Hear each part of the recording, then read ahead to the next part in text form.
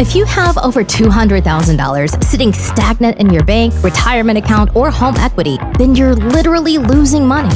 On this show, you learn how to get that money working for you consistently and conservatively.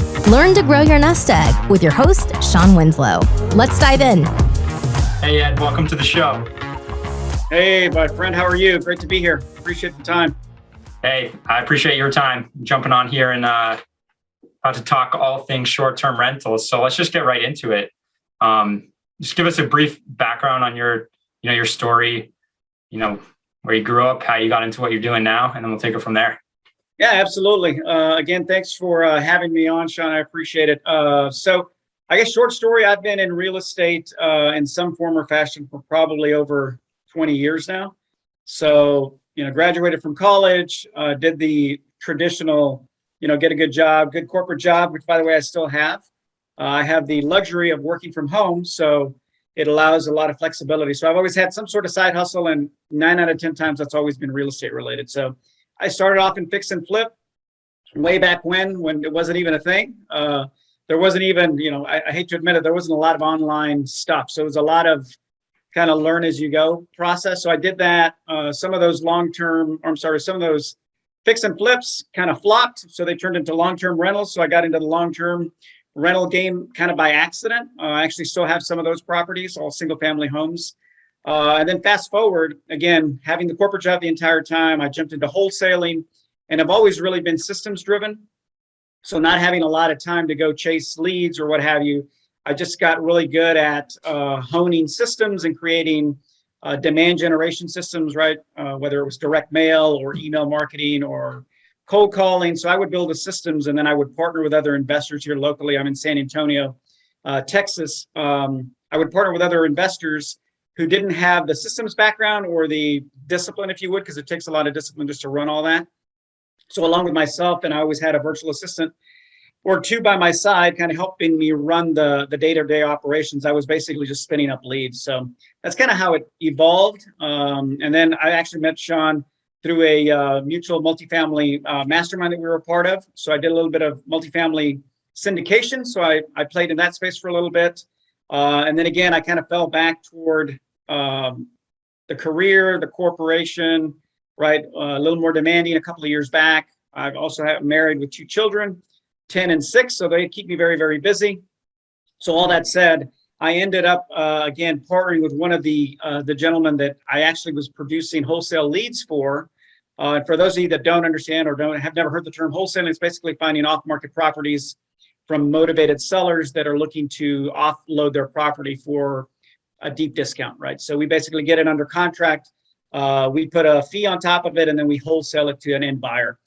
So that gentleman said, hey, I actually just locked in on a 30-unit apartment complex down in the Valley, South Texas, near the Mexico border. And we've got a couple of units that are vacant. Do you want to try this Airbnb thing, which we have tossed around since we set up an LLC in 2017. That shows you how long ago I said, hey, short-term rentals. So we dusted off the LLC and said, hey, let's get into it. So that's how we started. We basically, again, kind of fumbled our way through understanding it, right? We put it on the Airbnb platform. We started that in October of 2019. And now we have 6 units that are live, and we're about to go live with our 7th unit, which will be our first single family home. All the 6 units that we have down in McAllen, Texas, which is south of where I live. Again, I run all the back end systems along with my virtual assistant. Those have been live, like I said, probably for right at 2 years now, but this one will be the first one we do here in San Antonio. So I'll take a breath there and see if you have any questions or.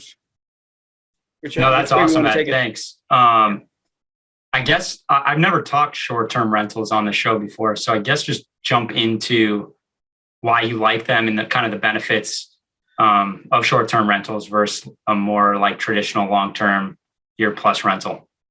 Yeah, absolutely. I think one of the things that really drew me to that strategy was the fact that as an individual, there's really 3 different ways you can play in that space. Again, assuming that you're going to be the short-term rental person. And right now we're just on the Airbnb platform. Obviously there's, bookings.com, there's VRBO or Verbo, whichever way you want to say that. There's folks that you can have a direct booking website, right? But again, short-term basically means you're allowing people to stay in your property for 30 days or less. That's kind of how it's defined. Obviously, long-term is 30 days or more. What I liked about it, again, is really the ability to step in based on the amount of investment and risk you want to take. So starting at the very low end, kind of risk, low risk tolerance, low investment, there's something called rental arbitrage, which is basically a fancy term that says, or that's also known as a master lease. So in our situation, I mentioned we're in apartment complexes. We're basically doing rental arbitrage. We're going in and we're signing a lease with ARDA LLC on the line for the monthly rent. So that's what we're on the hook for, is that monthly rent and then the lease term. In our case, we kind of cheated because my partner has ownership in pretty much all the complexes that we're playing in. So we really are doing it month to month. But even in another scenario where you sign maybe a 6-month lease or maybe a year lease, again, as the operator, you have your skin in the game is really the lease term that you've signed up for, right? Because you're on the hook for the rent, and then also what it costs to furnish it. So what's nice about it, again, these are 1 bedroom. Well, 5 of the 6 are 1 bedroom, 1 bath. So very, very low investment. I think we've gotten pretty good at standing one up for like $3,500, right?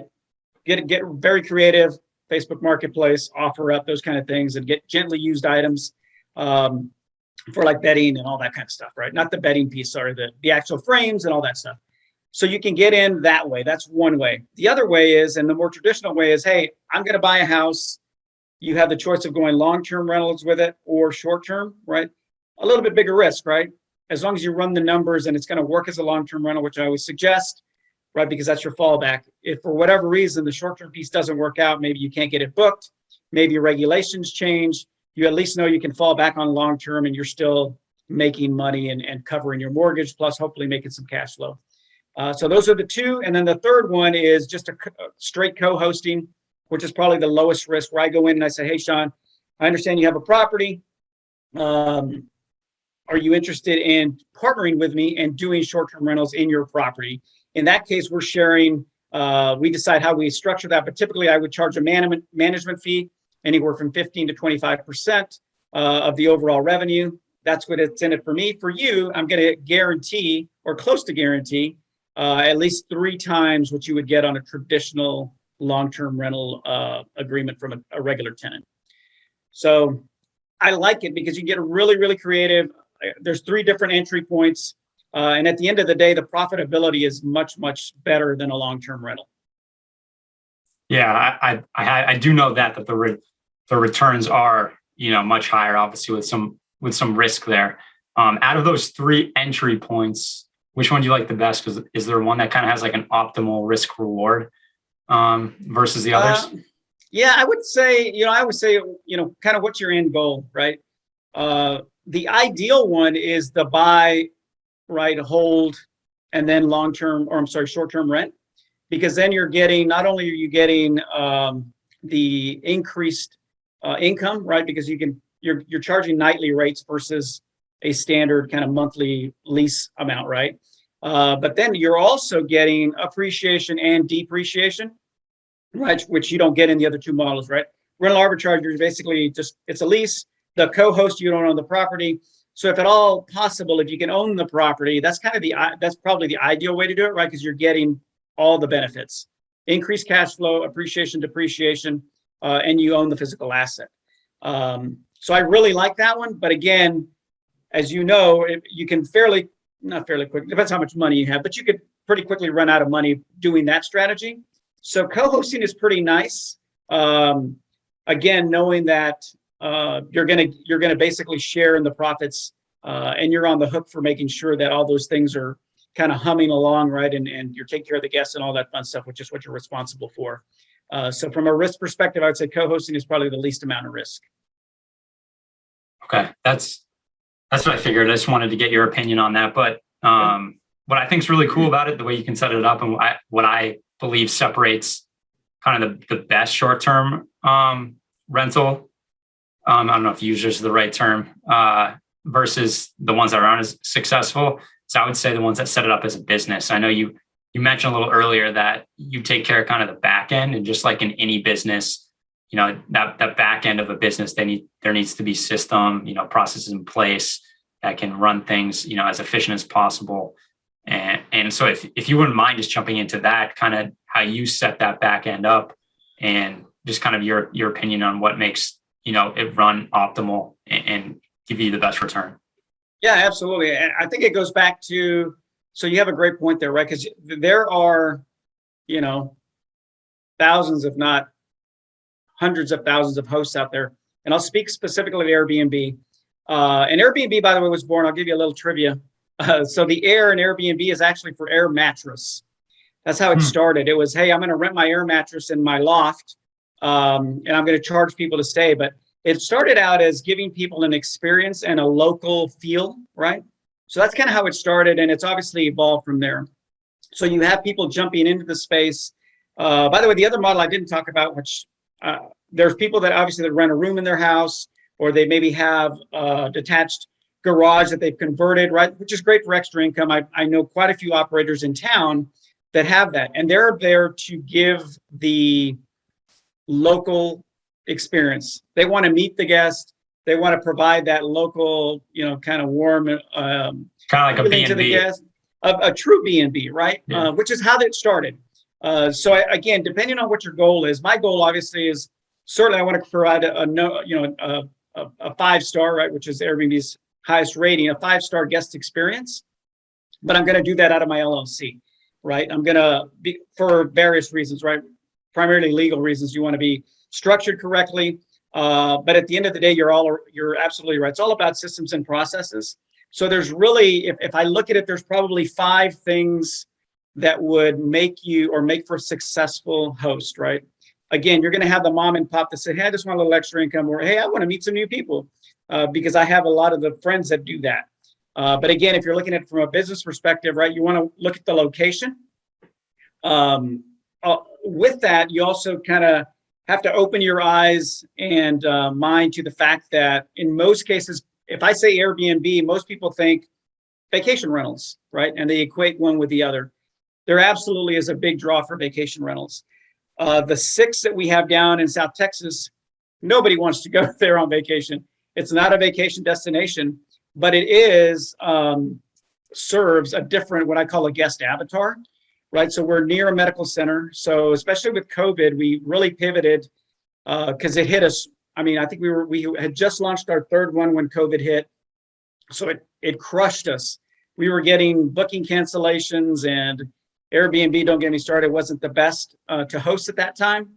So we were kind of left holding the bag here. So we ended up pivoting and started to market outside of the platform to healthcare professionals, right? Traveling nurses, because we knew they needed a place to stay, right? And in these times, right, people want their own space. So it worked out really well, and we ended up turning that whole corner and getting even longer term stays. So right now our average stay is around 10 days, which is above the average because we get healthcare professionals. And again, when you talk about avatars, right, you have military, you have, people that are traveling on just regular business, those type of things. So that's the other thing to consider. Who is it that you're marketing to? Who's that guest avatar that you're going to serve?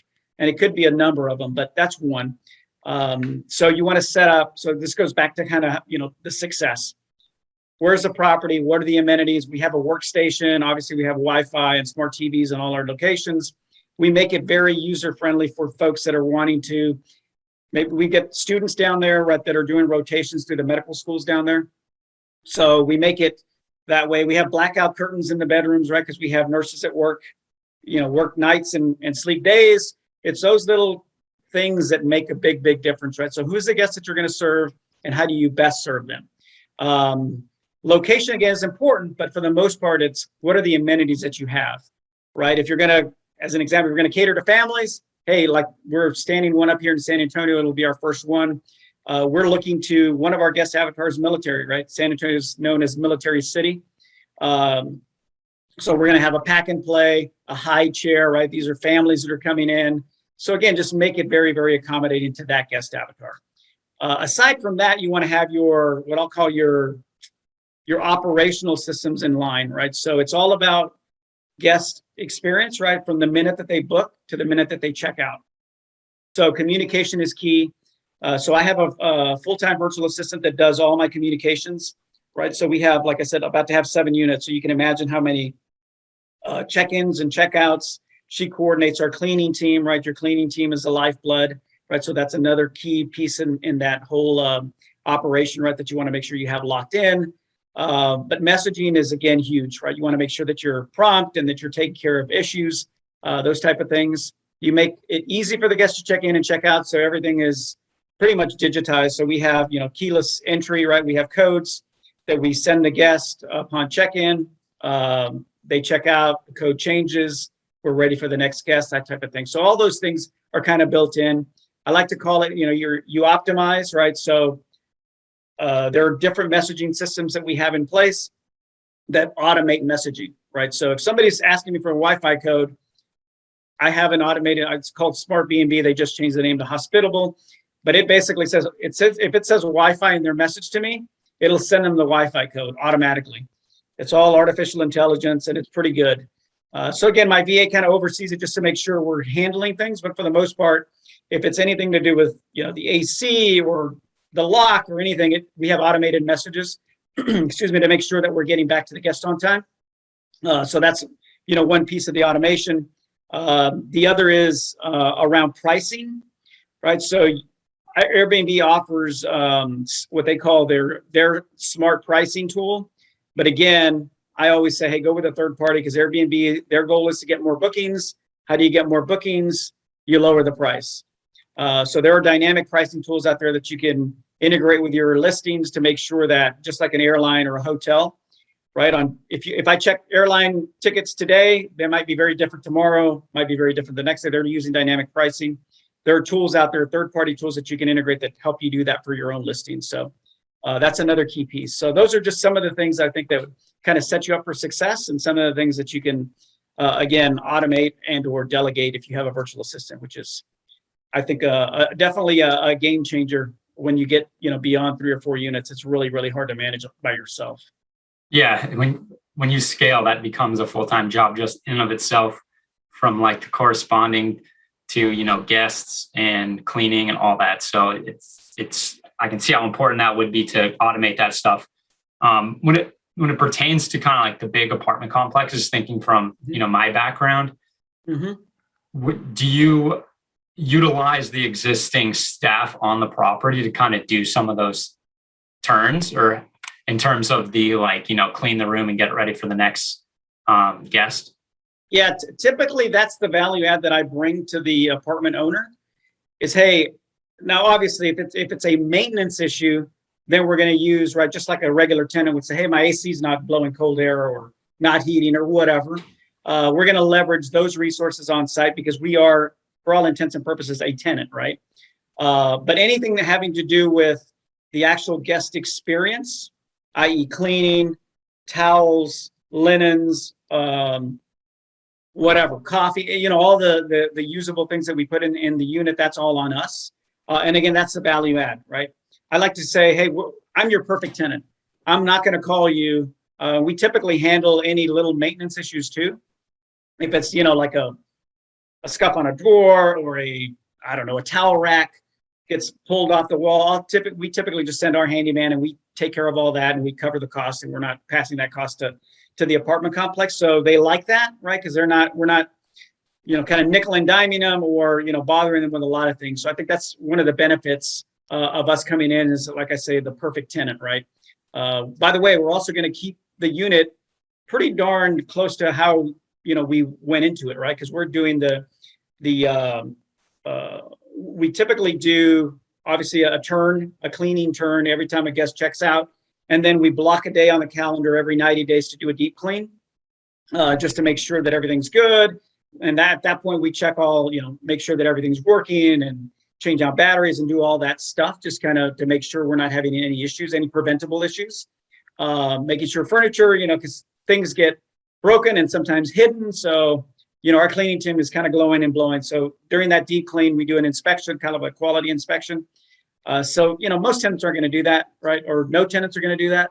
So that's, again, the benefit of having us in one of the units. That's really nice. Just kind of like a all-in-one service, and the owner, the management of that big property doesn't have to worry about it. But do you get any push? I know most of yours are with kind of your partner who has some ownership in the property, but in terms of what you're hearing in the market, is there pushback from kind of these apartment owners, these complex owners, in terms of like, now we don't really want that type of stay here, or do you have to pay like a premium on the rent to kind of get in there?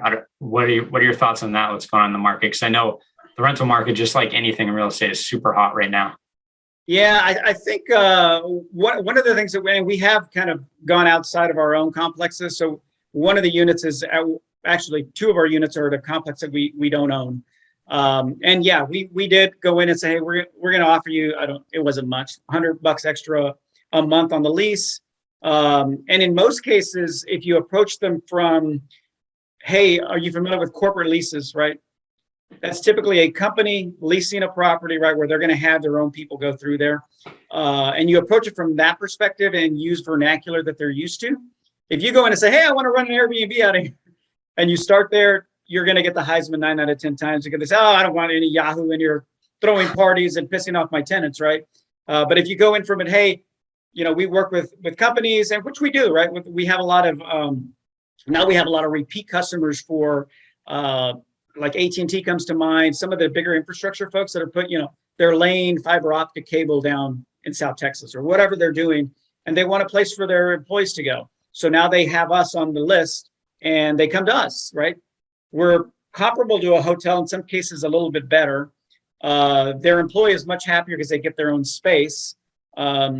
So it's a benefit to them. But again, if you approach it from that perspective, and then obviously it's not a corporate lease, so you want to be very upfront and just start the conversation then and say, if you're familiar with corporate leases, it pretty much works the same way. And 9 out of 10 times they're going to ask questions like, well, how do I know who's staying in there? That's the big one. How do I know it's not a criminal or whatever? Well, so that's when you have to go into, hey, Airbnb does these background checks and we do our own checks as well, right? We require government IDs be verified through Airbnb. So we typically do the vetting on the front end too. We don't take every reservation. It's a little bit challenging because there's literally thousands of people that are still coming onto that Airbnb platform on a daily basis. So you can't just say, hey, well, he just started on Airbnb last month. How do I know he or she's legit? So we have to just do a little bit of vetting and back and forth, what brings you to the area, that kind of thing. Make sure that they kind of meet and check all the boxes, right? That they have a profile picture, they have an email, a phone number, and a government ID uploaded. So we do as much as we can to vet the particular guest. So once you talk through those things with the landlord or the apartment complex owner, I think you can get past a lot of the objections. And they say, hey, by the way, let's just do a 3-month trial and see how it works, right? Just to kind of get started. But yeah, offering them a premium sometimes is something you have to go to just to get a chance to get your foot in the door. Right, and obviously you're getting a higher return on short-term rentals, so you have some room to do that. Right. But that's really smart. I like that strategy of not going in completely straightforward and being like, I'm looking to do short-term rentals. Start off kind of like you're familiar with corporate rentals, blah blah blah. I like that. I think that's a great strategy for anyone who is trying to do that as well.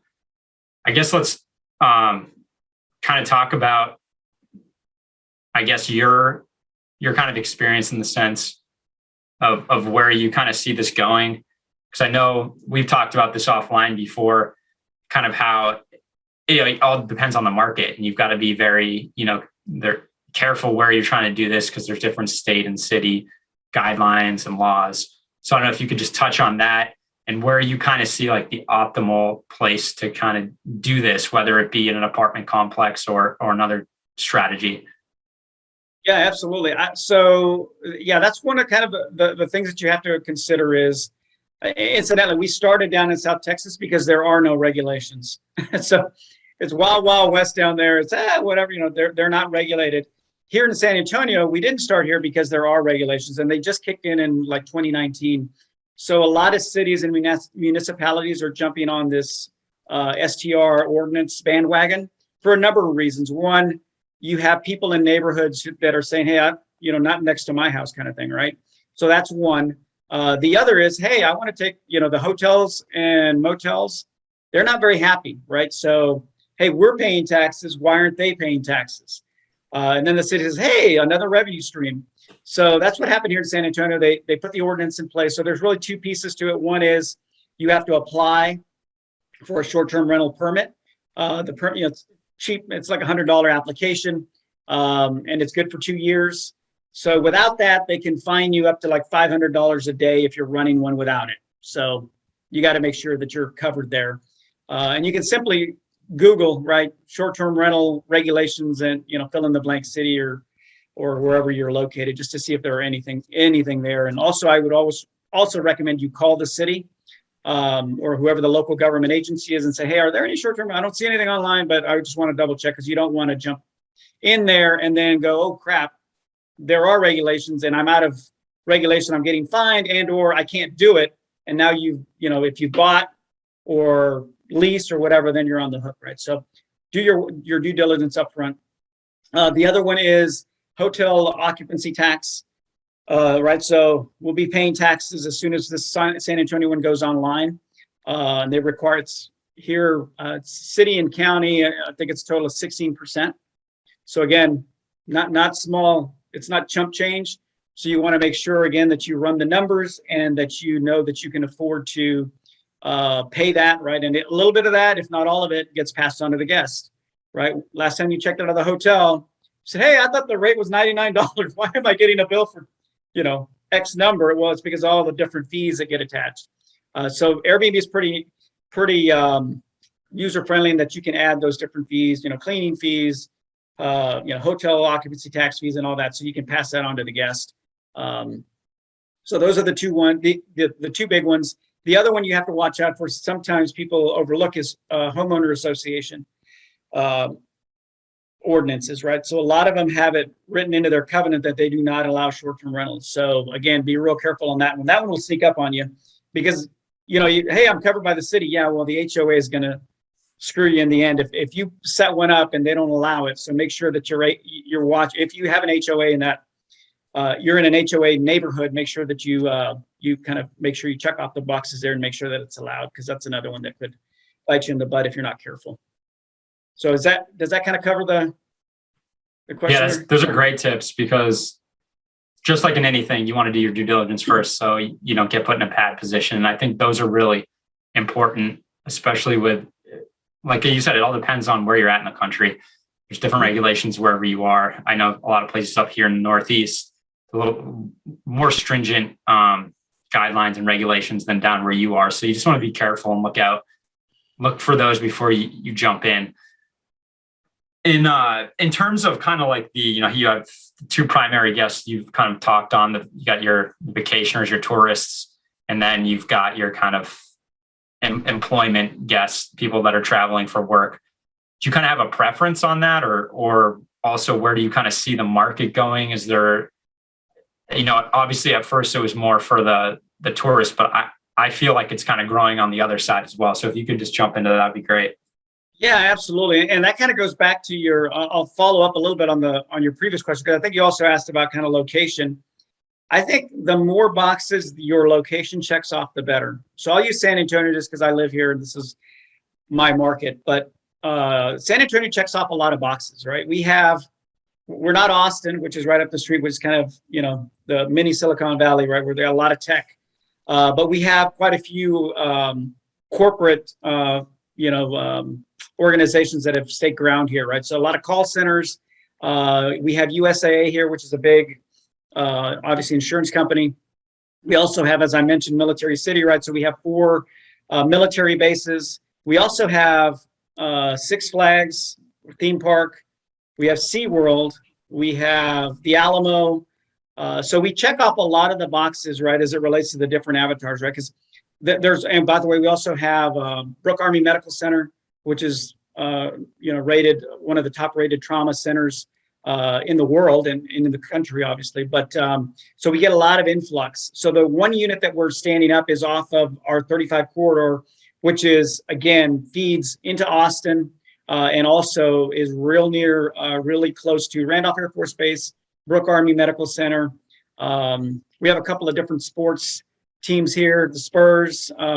So anyway, it checks off a lot of those boxes. So more boxes you can check off, the better. You can certainly cater to one, but if you can, maybe target more than one, you're obviously going to be better off. So that really speaks to your point. I think we're really seeing, again, COVID, a lot of horrible things have happened, but it also has changed and been a big disruptor also, right? A lot of people like me although I was working from home before COVID, but a lot of people are now working from home. So guess what? They can work from wherever. So you're going to see a lot of vacation. Yeah, exactly. Yeah. Or they're going to say, hey, well, I'll just go down to San Antonio and work from there, and the family can go do whatever. So you're going to be, you have the ability to cater all these different people that are more nomadic in nature because their jobs have allowed them to do that now. So I think it really goes back to the amenities that you provide. Location is somewhat important. But even the San Antonio area, right? Even if I was, a few miles outside of the actual city, I think you're still good, right? I think people are just looking for a nice, comfortable place to stay, a nice, safe place to stay. And again, just, the things that you put in it, if you're going to cater to families, right? You want to have board games and all those little things that you would like to have access to if you were traveling, right? That's great. I see the benefit for what I do in owning an apartment complex, especially in certain markets. Obviously, there's certain markets that are just super hot, and vacancy is usually pretty high. Mm-hmm. But it's even just a great way to juice your return as well. But it's not good enough where I'd want to manage it myself. So, right.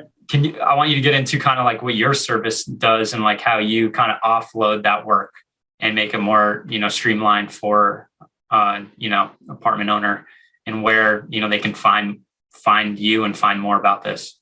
Yeah, absolutely. So it's really that third model that I talked about, which is called co-hosting, right? So it's basically me coming in and providing, it's really like a management service, although it's obviously 100% focused at short-term rentals. So again, as an owner of the complex, right, I'm basically becoming your I'll call it your perfect tenant. I may or may not sign a lease depending on the agreement that we have. But let's just say I signed a lease with you, and then I'm on the hook for whatever the agreed upon monthly lease is and the term. And that's it, right? From your perspective, we're done. And then I'll come in and basically I'm the tenant in that particular unit. The other scenario says, hey, Sean says, you know what, I really want to partake in some of these increased monthly income. It's monthly income revenue, right? Or income streams. That's where I say, okay, well, let's do this. And that's where I basically don't sign a lease. We're 100% partnered. And what ends up happening is, again, same kind of scenario.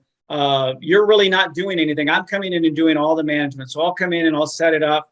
You may, pitch in for furnishings and that type of thing, or maybe we split it. Again, it's all very custom on what we agree to. But ultimately, what ends up happening is I cut you a check at the end of the month, and I say, I'm going to charge you, I typically charge 25% of gross revenue on a monthly basis, right? So, which again, to your point, I know I'm going to be able to make more than the average Joe doing short terms versus a regular lease. So I'll basically turn that particular property into a short-term property, and then I just run all the operations out of it just like I normally would. And then for you, like I said, you're basically just collecting a check at the end of the month. I send you a report at the end of the month, say, hey, here's the guests that stayed, here's the income that was generated, here are the expenses, here's my 20%, and here's your cut of that. So that's typically how it works. So there's really nothing from your perspective in this scenario that you would really have to do other than, relish in the extra income that you're getting on a monthly basis. Sounds like a win-win to me. Yeah, for sure. Well, where can people find out more about that and find you? Yeah. So probably the easiest place to go is to edlemus.com. So edlemus.com. That has kind of a little bio on me, and there's links to the different things. So there's a spot there too. I started about 3 months ago a Facebook group. called Your First Airbnb. So I was getting a lot of people saying, hey, how do you do it? Should I do it? What are the ins and outs, that kind of thing. So I thought, I'll just create a Facebook group and just provide free content. So you're welcome to join that group and jump in there. I go live every Friday at 2 p.m. Central. And then I just teach something. I've had a couple of different guests on there. I had some friends that actually have a vacation rental in Hilton Head. So I'm just interviewing different people and kind of getting different perspectives to give people kind of different angles as to how they might approach it. But at the end of the day, I'm basically teaching you how to do it. And if you want to do it, you pretty much have everything you need based on what I'm teaching there. Or again, if you're looking to offload that and just want the increased revenue and kind of want a hands-off approach, then I offer co-hosting. That's great. I'll make sure to put those links in the show notes so anyone interested can check it out. And I highly recommend anyone who's been interested in short-term rentals, Airbnb type stuff to go follow Ed, because he knows his stuff. He's been doing it, put into work, and I know he's having a lot of success. Well, my friend, I just want to ask you one last question before I let you go. And that's kind of give the listeners kind of an actionable item, what they should do if they're looking, what's the first step they should do if they're looking to get into kind of short-term rentals or just real estate in general, whichever you prefer. Yeah, I would say join my group. That would be step one. If short-term rentals is kind of what you're looking to do, again, Your First Airbnb is a group I started exactly for that. And I really did target real estate investors because I have a lot of folks that are either real estate agents that have been buying property and doing long-term rental, and they want to do short-term, but they don't know how or where to start. That's really who the group is targeted for. So if you're really interested in that short-term piece and looking to see what it's like and how to do it, I would say join the group. The other is, again, I would say, again, specific to short-term rentals, right? Step one is going to be regulations, right? Understand, once you pick a market, understand what those regs are to make sure if they're going to be a deal breaker, you want to know that right off the bat. And then the other is, we didn't really talk about it, but when you're selecting a property, there's there's a few tools that you can use to run numbers before you even sign an agreement to buy or lease anything. And that's, you can use obviously Airbnb itself. So just do a search and see what people are charging. It's a little misleading in that you're going to see what their asking rate is, but you won't see what people are booking, but it gives you a good idea of what you can get. The other is AirDNA, which is, there's some free versions that are available, but that's basically a marketing company that gathers all the information from all the different short-term rental platforms, so Airbnb, VRBO, Expedia, all the different ones, and it gives you a market analysis, right? So you can run some numbers. And then again, when you get into it, there's Price Labs is one of the dynamic pricing tools that we use. It gives you, again, really good gauges on what the prices are. So I would say those are it. Find a resource, whether it's my group or somebody else's group, or join a mastermind that's focused on short-term rentals. And then again, just do your due diligence on the regulations, and then also market research on pricing and what you can ultimately earn or not earn, right? Because those are going to be the two deal breakers for you. That's awesome. Well, thanks for sharing that. I've actually used that AirDNA before. It's a pretty cool tool. So I would also recommend that as well. Well, thanks for coming on, Ed. I really appreciate your time. This has been a great show. I know I've learned a lot, and it's definitely piqued my interest to look, further into this and pick your brain some more. Awesome, brother. I appreciate it, man. Thanks for the time, and always great chatting with you, Sean. All right. Take care, Ed. I'll see everyone next week. Take care, buddy. Hey, this is Sean Winslow. After being in the financial service industry for years and having candid conversations with good people just like you, I realized that so many of us are wanting an investment strategy that provides solid returns and consistent income without the bumps in the road. There's little known secret that your financial advisor doesn't want you to know. There is an investment out there that is less volatile and the returns are stronger. Get more details by going to greenbriercg.com and clicking on the free e-report. And by the way, if this show has provided you any value, then feel free to leave an honest written review and of course share it with a friend who needs it. See you next week for another great show.